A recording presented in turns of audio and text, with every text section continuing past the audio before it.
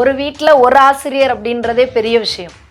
ஆனால் ஒரு வீட்டில் 6 ஆசிரியர்கள் இருக்கும். அதுவும் அந்த 6 பேருமே பெண்கள் அப்படின்றது அதை விட பெரிய விஷயம். நான் 6 பெண்களையும் பெற்ற உடனே என்னைய ரொம்ப புறக்கணிச்ச 6 பொம்பளை பிள்ளை இருந்துட்டு நான் இப்போ வந்து 6 பேரையும் டீச்சர் ஆக்கும்போது 6 பேரையும் நீ டீச்சர் ஆகிட்டேன்னு பெருமிதம் கொள்றாவ. எங்கள் வீட்டில் பையன் இல்லாததுனால எங்களுக்கு வந்து அவங்க தந்த பெரிய சீராக இந்த கல்வியை தந்திருக்காங்க. எங்கள் ஊரில் வந்து நிறைய பெண் பிள்ளைங்கள் இருக்கிற வீட்டில் வந்து நன்னா போவாங்க. நன் அப்படின்னு சொல்லி சொன்னால் வந்து கிறிஸ்தவ கன்னியாஸ்திரியாக போகிறது. அப்போ எனக்கு வந்து அந்த கன்னியாஸ்திரியாக போகிறதுக்கு ரொம்பவே ஆசை. ஆனால் எங்கள் அம்மா என்ன சொன்னாங்க அப்படின்னு சொல்லி சொன்னால், இப்போ நீ போகக்கூடாது.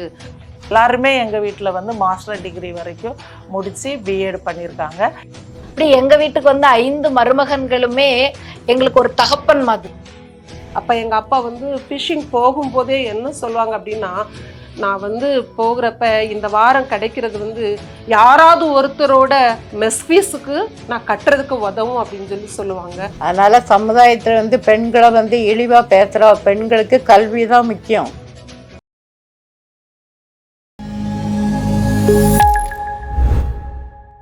வணக்கம்.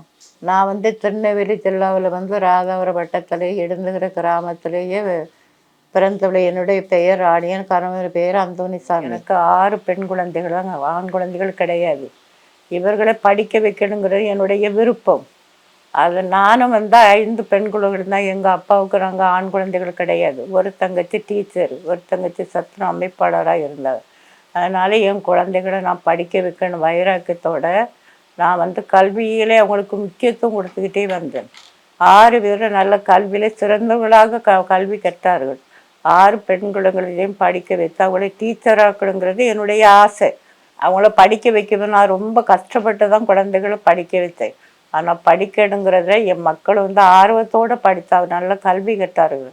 இதிலே நான் கடவுளுக்கு நன்றி செலுத்துகிறேன். அவங்க நல்ல கல்வி கற்று என்னுடைய கஷ்டத்துலேயும் பிள்ளைகளை வளர்த்து அவங்கள படிக்க வச்சு அவங்கள நல்ல ஒரு இடங்கள்லையும் கட்டி கொடுத்தேன். என் கணவர் கடற்தொழில் தான் செய்தார். நான் தையல் தைச்சியும் மற்ற வேலைகள் செய்தும் குழந்தைகளை நல்ல விதமாக படிக்க வைத்தேன்.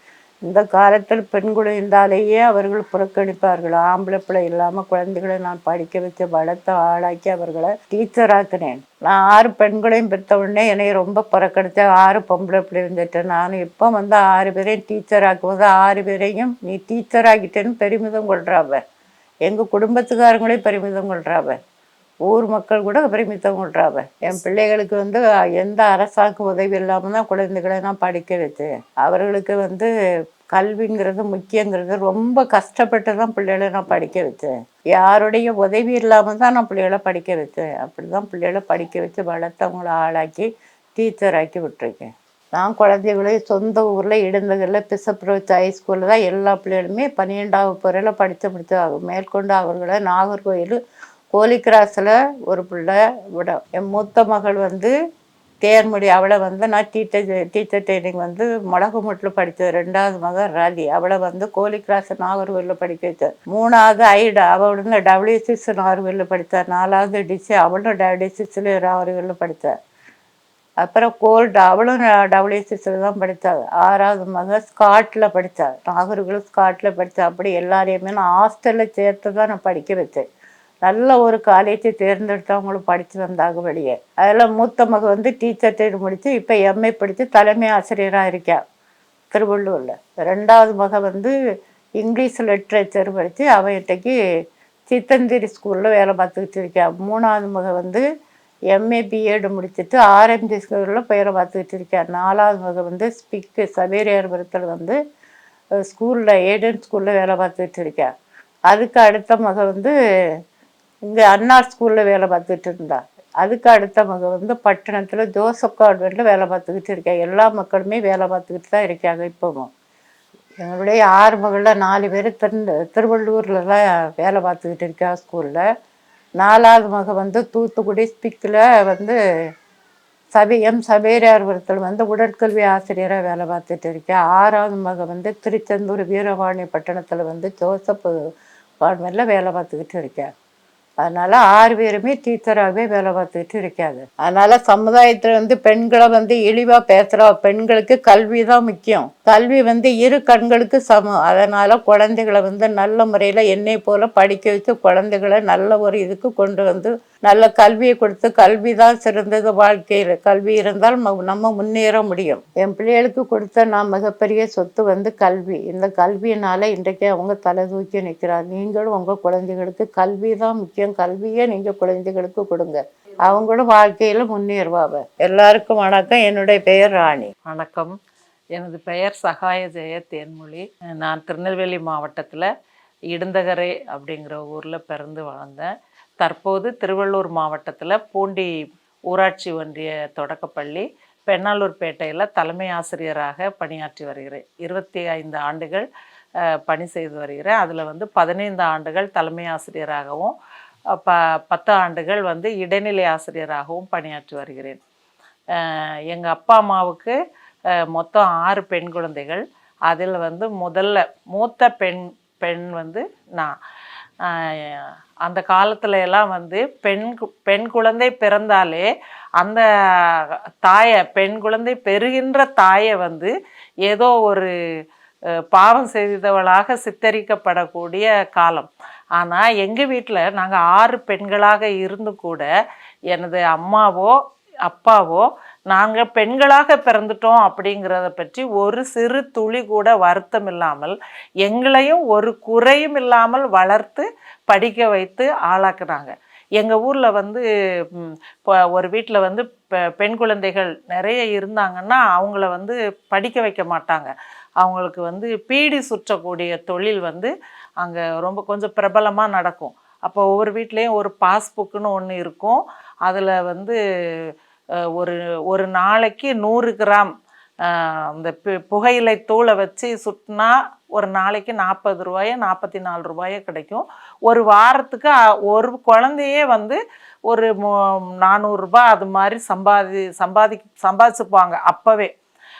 அதனால ஒரு 2 பெண் குழந்தைகளுக்கு மேலே இருந்தாவே அந்த எங்கள் ஊரில் அந்த குழந்தைகளை கஷ்டப்பட்டு நம்ம ஏன் வளர்த்து படிக்க வைக்கணும். பீடி சுற்றினா அவங்க கரையேறதுக்கு, அதை அவங்க கல்யாணம் பண்ணிட்டு போகிறதுக்கான சம்பாத்தியத்தை அவங்களே பண்ணிக்கிடுவாங்க அப்படின்னு சொல்லிட்டு அவங்கள அந்த காலத்துல எல்லாம் பெரும்பான்மையான வீடுகளில் அந்த பீடி சுற்றக்கூடிய தொழிலில் தான் ஈடுபடுத்துவாங்க.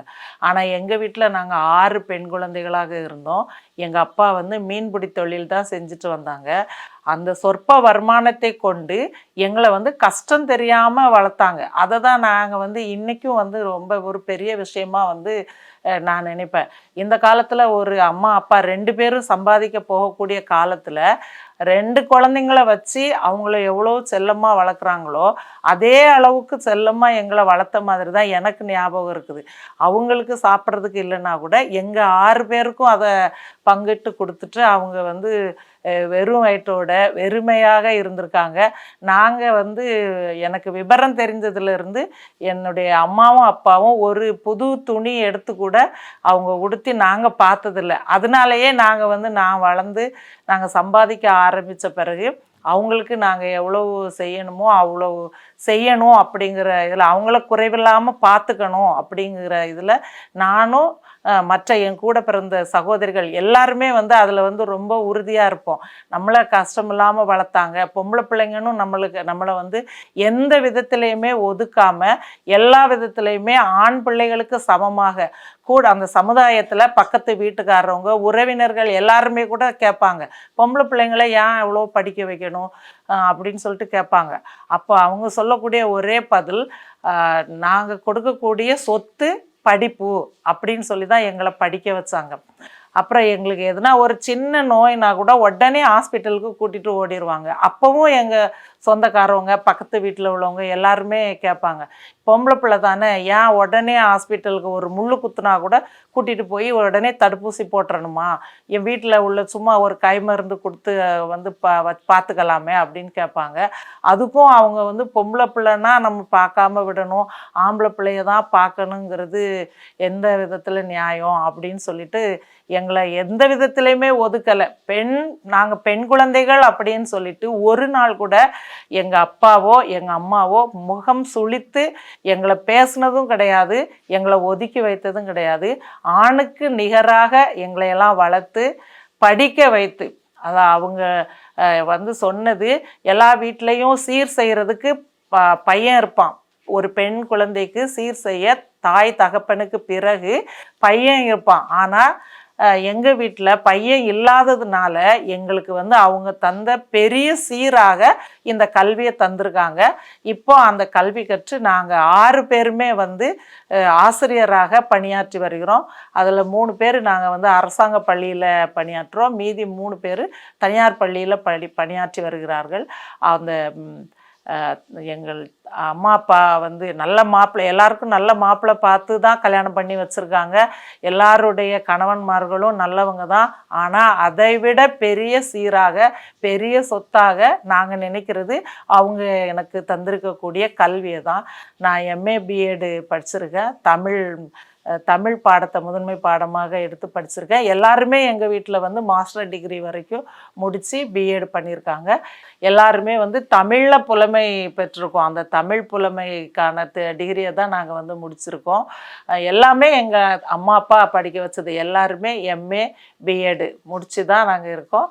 எங்களுடைய பெரிய சொத்தாக பெரிய சீராக எங்கள் அம்மா அப்பா கொடுத்த இந்த கல்வியை தான் நாங்கள் வந்து பெருசாக நினைக்கிறோம். இதுதான் எங்களோட கடைசி வரைக்கும் எங்கள் கூடவே வந்து எங்களை காப்பாற்றும், எங்களுக்கு ஒரு பெரிய கௌரவமாக இருக்கும். இந்த சமுதாயத்தில் எங்களை வந்து தலை நிமிர்ந்து வாழ வைக்குங்கிறத உறுதியாக நம்புகிறேன். நன்றி, வணக்கம். நான் திருநெல்வேலி மாவட்டம் ராதாபுரம் வட்டம் இடுந்தகரை மீனவ கிராமத்தைச் சேர்ந்தவள். என் பெயர் ஆண்ட்ரூ பவுலட் ரதி. என்னுடைய தாய் தந்தை இருவருமே இடுந்தகரை கிராமத்தைச் சேர்ந்தவர்கள். தாய் தந்தைக்கு 6 பெண் குழந்தைகள், நான் 2வது பெண் குழந்தை. அது பெண் குழந்தையா இருக்கும்போது எவ்வளோ கஷ்டப்பட்டு பிள்ளைங்களை வளர்த்தாங்க அப்படிங்கிறதுல எங்கள் அம்மாவோட கஷ்டத்தில் என்னோட பங்கு வந்து அதிக அளவில் இருக்கும். ஏன்னா வந்து நான் எப்போவுமே வந்து எங்கள் அம்மா கூடயே தான் இருப்பேன். எங்கள் அம்மா வந்து 6 பெண் குழந்தையுமே வந்து நல்ல படிப்பு படிக்க வச்சாங்க. எல்லாரையுமே வந்து, அதாவது டாப் 10 காலேஜஸ்ன்னு சொல்லுவாங்கள்ல, அந்த காலேஜில், அதுவும் ஹாஸ்டலில். அந்த காலத்திலே வந்து ஒவ்வொருத்தருக்கும் ஹாஸ்டலில் வந்து மெஸ் ஃபீஸ் கட்டுறதுக்கு வந்து 1000 ரூபாய் 1200 ரூபாய் அப்படிங்கிற அந்த காலகட்டத்தில் எங்கள் வீட்டில் வந்து வருஷம் 6 பேர் அடுத்தடுத்து ஹாஸ்டலில் இருந்தோம். அந்த ஹாஸ்டலில் இருக்கும்போது அந்த மெஸ் ஃபீஸை கட்டுறதுக்கு எங்கள் அம்மா அப்பாவும் எவ்வளோ கஷ்டப்பட்டாங்க அப்படிங்கிறது எனக்கு நல்லாவே தெரியும். அவ்வளோ கஷ்டப்பட்டு எங்களையெல்லாம் நல்ல ஒரு டாப் காலேஜஸில் படிக்க வச்சு இப்போ எல்லாருமே வந்து நல்ல ஒரு உயர்ந்த நிலையில் இருக்கிறோம் அப்படின்னா அது அவங்க கொடுத்த கல்வி தான். அவங்க எப்போவுமே அடிக்கடி சொல்கிற வார்த்தை என்ன அப்படின்னு சொன்னால் வந்து, கல்வி தான் உங்களுக்கு வந்து இந்த உலகத்தில் வந்து பெரிய சொத்து. இந்த வாழ்க்கையில் உங்களுக்கு எந்த துன்பம், வாழ்க்கையில் வந்து எவ்வளோ பிரச்சனை வந்தாலும் உங்களுடைய சொந்த காலில் நீங்கள் நின்னீங்கன்னா உங்கள் வாழ்க்கையில் வந்து யாரையுமே சார்ந்து நீங்கள் வாழ வேண்டாம். அதில் வந்து என்னோட வாழ்க்கை வந்து ஒரு சின்ன ஒரு சறுக்கல் வந்துச்சு. அந்த சறுக்கலையும் தாண்டி வந்து இன்னைக்கு வந்து நான் வந்து என்னுடைய சொந்த காலில் நிற்கிறேன் அப்படின்னு சொன்னால் அது வந்து என்னுடைய தாய் தகப்பன் எனக்கு கொடுத்த அந்த கல்வி தான். இப்போ வந்து அதாவது முதல்ல வந்து நான் வந்து என்னுடைய கல்யாணத்துக்கு அப்புறம் தான், திருமணத்திற்கு அப்புறம் தான் வந்து நான் வந்து பிஎட் படித்தேன். அதுக்கப்புறமா ஒரு பள்ளியில் வந்து தனியார் பள்ளியில் வந்து வேலை செஞ்சேன். அடுத்து வந்து ஒரு கல்லூரியில் 3 வருடம் வேலை செஞ்சேன். இப்போ வந்து அரசு பள்ளியில் வந்து பிடி அசிஸ்டண்டாக, இடைநிலை ஆங்கில ஆசிரியராக நான் வந்து 13 வருடங்களாக வேலை செஞ்சுட்டு இருக்கேன். எங்கள் ஊரில் வந்து நிறைய பெண் பிள்ளைங்கள் இருக்கிற வீட்டில் வந்து நன்னா போவாங்க. நன் அப்படின்னு சொன்னால் வந்து கிறிஸ்தவ கன்னியாஸ்திரியாக போகிறது. அப்போ எனக்கு வந்து அந்த கன்னியாஸ்திரியாக போகிறதுக்கு ரொம்பவே ஆசை. ஆனால் எங்கள் அம்மா என்ன சொன்னாங்க அப்படின்னு சொன்னால், இப்போ நீ போகக்கூடாது, நீ ஒரு கல்வியை கற்றுட்டு, அதாவது ஒரு பட்டப்படிப்பை முடிச்சுட்டு அதுக்கப்புறமா போ. ஏன்னா வந்து அங்கே போயிட்டு திரும்ப இங்கே வந்தால் திரும்ப அந்த சமயத்தில் வந்து என்னால் இயலாமல் போயிடக்கூடாது அப்படின்னு சொல்லிட்டு எங்கள் அம்மா என்ன சொன்னாங்க. அதனால் நான் அப்படியே இருந்துட்டு என்னுடைய அந்த ஆசையை அந்த நேரத்தில் விட்டுட்டேன். அதுக்கப்புறம் வந்து நான் என்னுடைய கல்வியை நான் தொடர்ந்தேன். என்னுடைய வாழ்க்கையில் வந்து, அதாவது எனக்கு கல்யாணத்துக்கு அப்புறம்தான் வந்து நான் என்னுடைய பிஎட் படிப்பே படித்தேன். கல்யாணத்துக்கு அப்புறமே என்னுடைய வாழ்க்கையில் வந்து ஒரு சிறிய சறுக்கல் வந்துச்சு. ஆனால் அப்போவுமே எங்கள் அம்மா சொன்னது என்ன அப்படின்னா வந்து, நீ பிஎடை படிச்சிரு, பிஎட் படித்தா உன் குழந்தை எப்படியாவது நீ காப்பாற்றிடலாம் அப்படின்னு சொல்லி தான் என் குழந்தை பிறந்து 45 டேஸில் தான் நான் போய் வந்து அந்த பிஎட்டை சேர்ந்தேன். அப்பவும் எங்கள் அம்மா அப்பா தான் என்னோட கூட இருந்து எனக்கு எல்லாமே துணையாக இருந்து இது பண்ணாங்க. அப்போ எங்கள் அம்மா அடிக்கடி சொல்கிற வார்த்தை என்ன அப்படின்னு சொன்னால், ஒரு ஒரு அதாவது 6 பெண்களாக இருக்கீங்க, நாளைக்கு லைஃப்பில் ஏதாவது ஒன்று ஆனால் நீங்கள் வீட்டுக்கு திரும்ப வந்தால் இங்கே உங்களை பார்த்துக்கிறதுக்கு அண்ணனோ தம்பியோ யாருமே இல்லை. அதனால் வந்து நீங்கள் வந்து படிச்சிங்க அப்படின்னு சொன்னால் நீங்கள் யாரையுமே எதிர்பார்க்காண்டாம், உங்கள் சொந்த காலில் நிற்கலாம் அப்படின்னு சொல்லி சொன்னாங்க.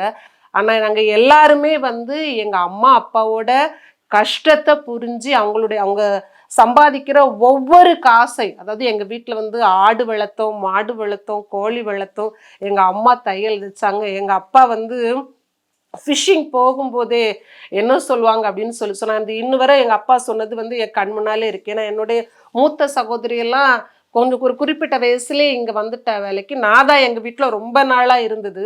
அப்போ எங்கள் அப்பா வந்து ஃபிஷ்ஷிங் போகும்போதே என்ன சொல்லுவாங்க அப்படின்னா, நான் வந்து போகிறப்ப இந்த வாரம் கிடைக்கிறது வந்து யாராவது ஒருத்தரோட மெஸ் ஃபீஸுக்கு நான் கட்டுறதுக்கு உதவும் அப்படின்னு சொல்லுவாங்க. அப்படியெல்லாம் கஷ்டப்பட்டு தான் வந்து எங்கள் அம்மா அப்பா வளர்த்தவங்க. நான் எங்கள் அம்மா அப்பாவோட எல்லா கஷ்டத்துலையும், நாங்கள்லாம் வந்து மாடு ஓட்டிட்டு போயிருக்கோம், மாடோட அந்த சாணத்தை எல்லாம் இது பண்ணியிருக்கோம். நான் இப்போ கூட நான் படித்து கொடுக்குற அந்த அரசு பள்ளியில் வந்து அந்த மாணவர்கள் ஒவ்வொருவருக்கும் என்னுடைய குடும்ப வாழ்க்கையில் இருக்கக்கூடிய உதாரணத்தை, நான் எவ்வளோ கஷ்டப்பட்டேன், நானும் உங்களை மாதிரி வந்து ஒரு கஷ்டப்பட்ட ஃபேமிலியிலேருந்து வந்து தான் இன்னைக்கு இந்த நிலையை நான் அடைஞ்சிருக்கேன் அப்படிங்கிறது வந்து கல்வி வந்து காலத்தால் அழியாத சொத்து. எவ்வளோ சொத்து சொகம் இருந்தாலும் அதெல்லாம் வந்து நமக்கு வந்து நிலை இல்லாமல் போயிடும். கல்வி தான் எப்போவுமே நமக்கு கை கொடுக்கும் அப்படிங்கிறது வந்து இப்போ வர கூட என்னுடைய மாணவர்களுக்கு இன்றளவும் நான் சொல்லி கொடுத்துட்டே இருக்கேன். அதனால வந்து பெண் பிள்ளைங்க அப்படிங்கிறதுக்காக வேண்டி இந்த உலகத்துல வந்து ஒதுக்கி வைக்காம எங்களையெல்லாம் இந்த அளவுக்கு வளர்த்து ஆளாக்கின என்னுடைய தாய் தந்தையருக்கு நன்றி.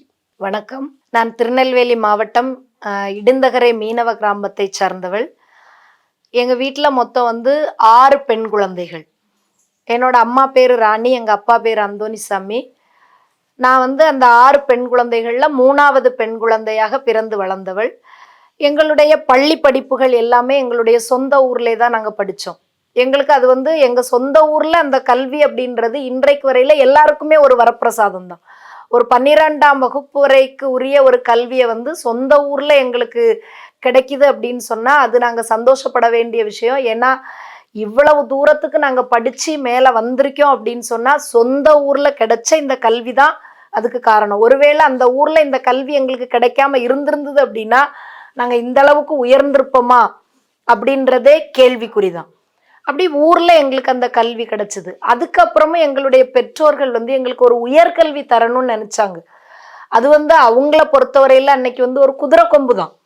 ஏன்னா 6 பெண் குழந்தைகளை வளர்த்து அவங்களுக்கு சாப்பாடு கொடுக்கறது, அவர்களுடைய உடுதணிகளை பார்த்துக்கிறது அப்படின்றதே அன்னைக்கெல்லாம் மிகப்பெரிய ஒரு விஷயம்.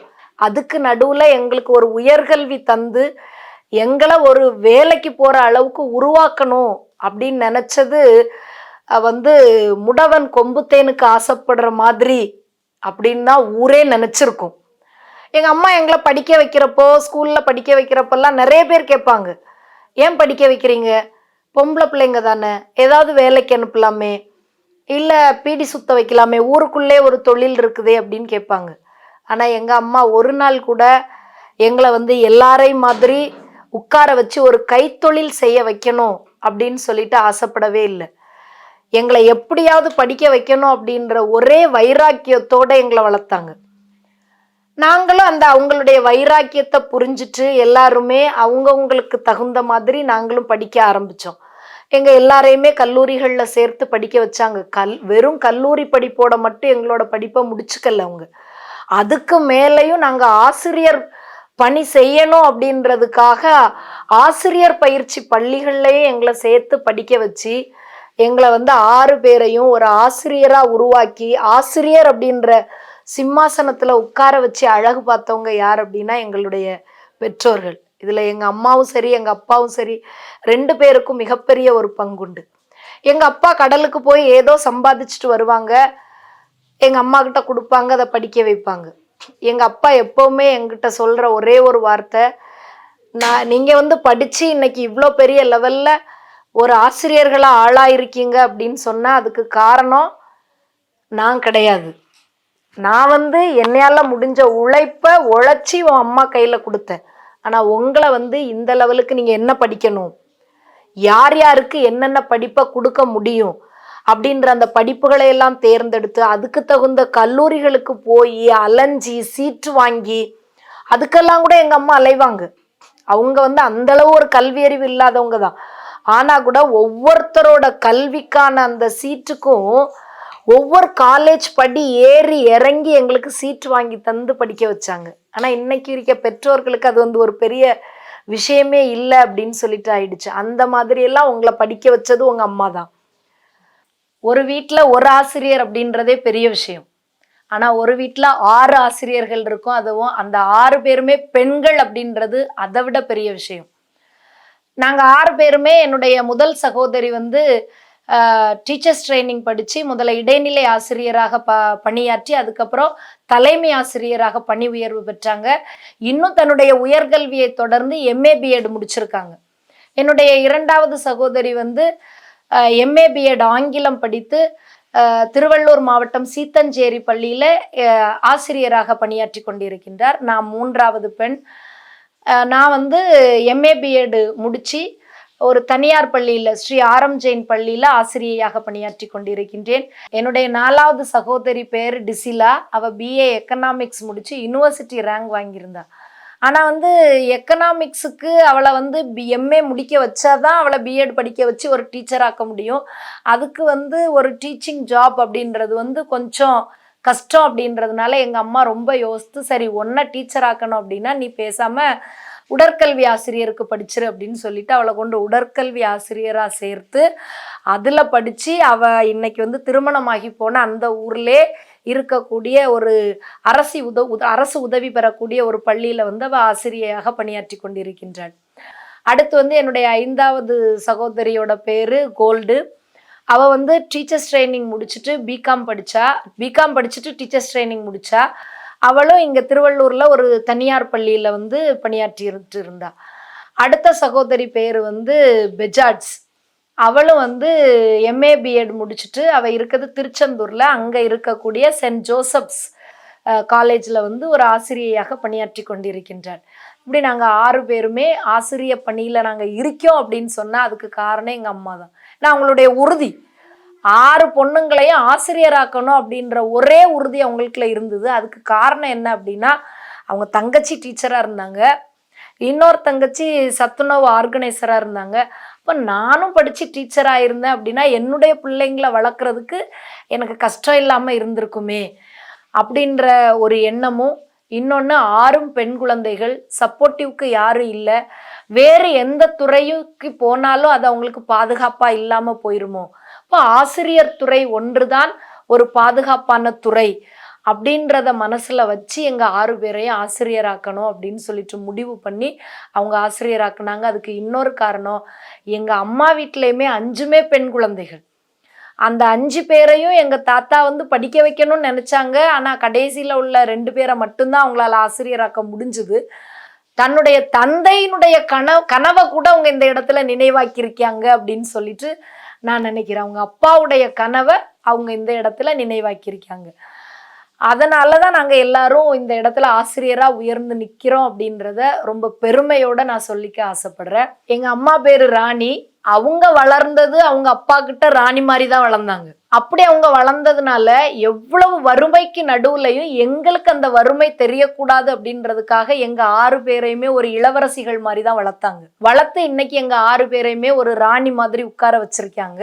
அதனால அவங்க வந்து உண்மையாவே அவங்க வந்து ஒரு மிகப்பெரிய ராணி தான். எங்க வீட்டுக்கு வந்து 5 மருமகன்களுமே எங்க அம்மா அப்பாவை அவங்களுடைய அம்மா அப்பா மாதிரி தான் பார்த்துக்கிட்டாங்க. 5 பேருமே அவங்களுக்கு ஒரு மகன் மாதிரி இருந்து அவங்கள தாங்கினாங்க. இன்னும் சொல்றதா இருந்தா, நான் வந்து இந்த திருவள்ளூர் ஊருக்கு நான் எப்படி வந்தேன் அப்படின்னு சொல்லிட்டு சொன்னா, எங்க அக்கா இங்க வந்து கல்யாணம் ஆகுறதுக்கு முன்னாடியே அவளுக்கு வேலை கிடைச்சி இங்க வந்துட்டா. அவ கூட நான் இருக்கிறதுக்காக இந்த ஊருக்கு வந்தவதான் இந்த ஊர்லயே நான் தங்கிட்டேன். அப்படி நான் இங்க இருந்தப்பதான் நான் வந்து பிஎட் காலேஜ்ல வந்து பிஎட் படிச்சது. என்னை பிஎட் படிக்க வச்சதே யார் அப்படின்னா என்னோட அக்காவோட ஹஸ்பண்ட் தான் என்னை பிஎட் படிக்க வச்சாங்க. அப்படி எங்க வீட்டுக்கு வந்து 5 மருமகன்களுமே எங்களுக்கு ஒரு தகப்பன் மாதிரி. இந்த வீட்டுக்குள்ள வந்து நானும் இருப்பேன், எங்க மச்சான் இருப்பாங்க.